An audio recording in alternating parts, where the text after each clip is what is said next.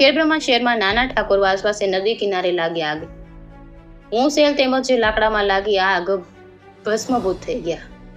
વિગતો મુજબ ઠાકોર ઈશ્વરભાઈ ભીખાભાઈ તેઓ ભેંસોના માટે અંદાજે 30 થી 40 હજારનો હુંસેલ ગાયો ભેંસો માટે લાવેલા હતા, જ્યારે કોઈ અજાણ્યા શખ્સો દ્વારા સળગાવી દેવામાં આવ્યું હતું તેવી ચર્ચાએ વેગ પકડ્યો છે.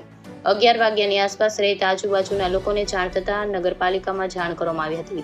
સ્થળ પર નગરપાલિકા ફાયર બ્રિગેડ જવાનો તાત્કાલિક આવીને પાણીનો મારો ચલાવી આગ કાબૂમાં કરી હતી. અત્યારે સ્થળ ઉપર તો લાકડા તેમજ હુંસેલ બળીને ખાખ થઈ ગયા હતા. ઠાકોર ઈશ્વરભાઈ નગરપાલિકામાં જાણ કરવામાં આવી હતી. નદી કિનારે પાસે લુખ્ખા તત્વોનો અડ્ડો, પોલીસ પેટ્રોલિંગની જરૂર છે. મોંઘા ભાવનો પશુ માટે લાવેલો ચારો લુખ્ખા તત્વો દ્વારા સળગાવી દેવામાં આવ્યો.